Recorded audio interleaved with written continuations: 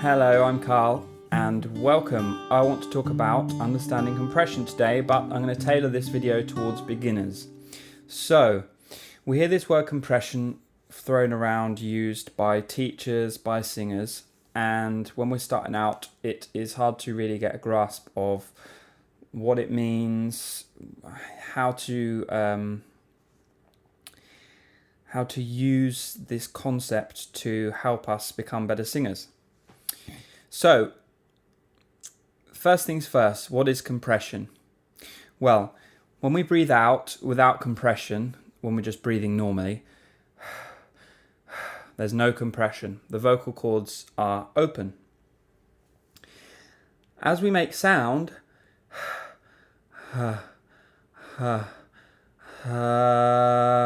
each time I do that, the vocal cords are closing or compressing the air slightly.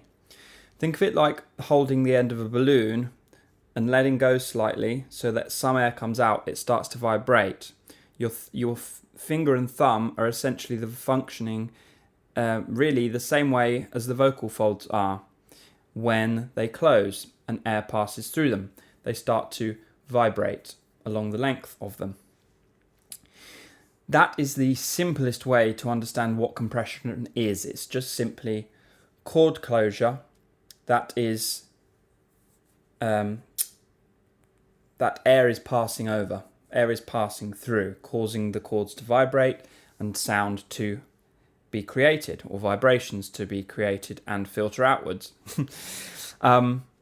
So that's the very basic concept. It gets more complicated though, because when we sing, we can employ slightly different levels of compression in order to convey slightly different feelings or emotions, or just slightly different textures, and almost as if you're a painter, different colours or different brushes. The different levels of compression give us more tools to work with as a singer.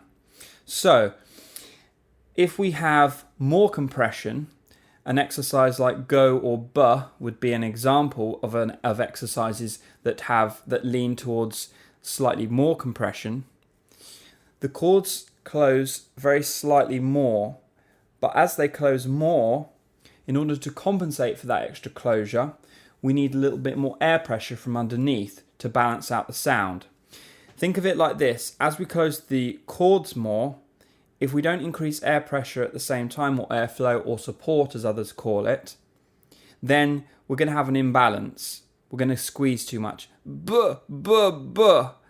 If we increase the amount of compression and the amount of air pressure from underneath, buh, buh, buh, we have a little bit more of a puff of air, a little bit more squeeze, but because they work together, we can create balance.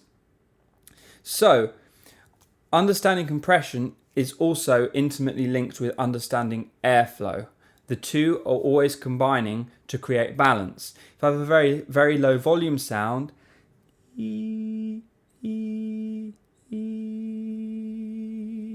there's very, very small amount of chord closure, just enough so that the very fine edges of the chords connect. Because of that, we don't need much air pressure underneath to balance out that sound.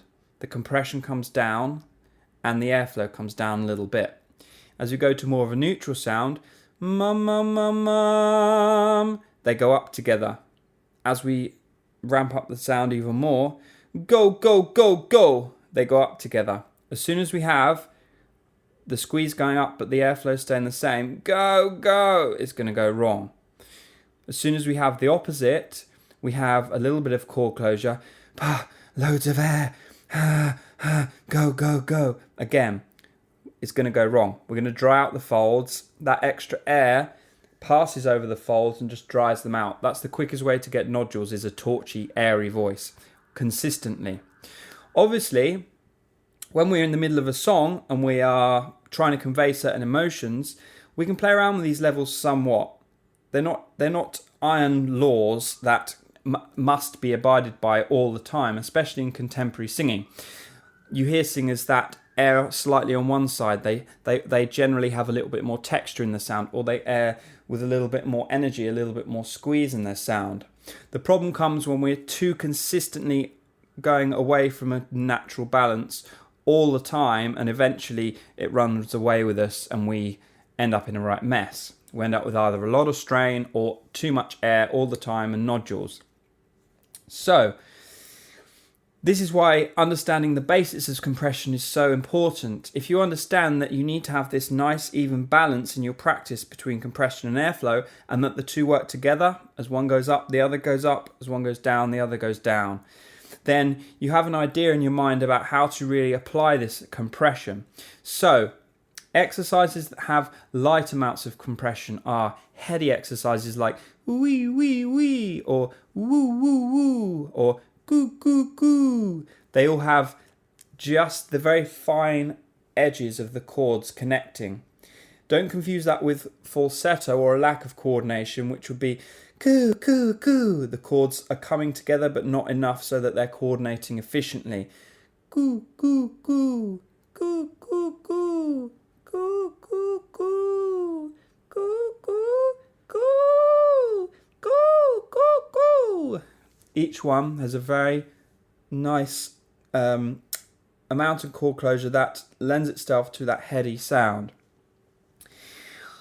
Also tied into all this is the height of the larynx, because the tendency is, as the larynx comes up, we get more of that brassy, squeezy sound. As the larynx goes down, we get more of that heady, fluty quality. So the reason a neutral larynx is so important, and again is related to the balance and compression and airflow, is that if our larynx is up all the time, we're going to lean towards more squeeze, and eventually if we get too used to that feeling of squeeze and we want to hold on to it all the time, again, it goes out of sync.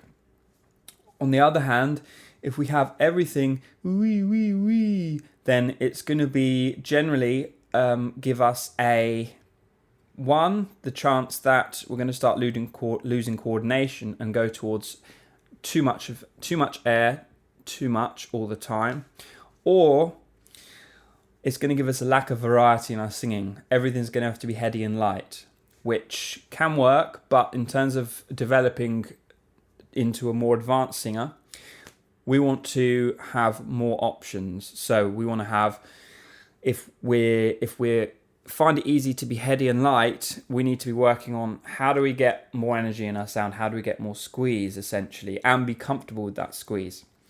Like I said at the start, that balance of airflow and compression.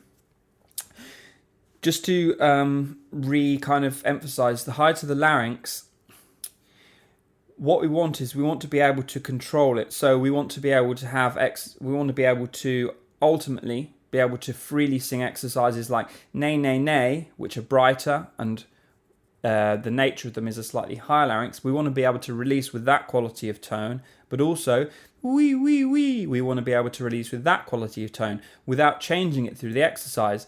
Often you have people, they'll start with wee wee wee, and it'll go wee wee wee wee wee wee wee wee wee, and at the top it will change start to go towards way.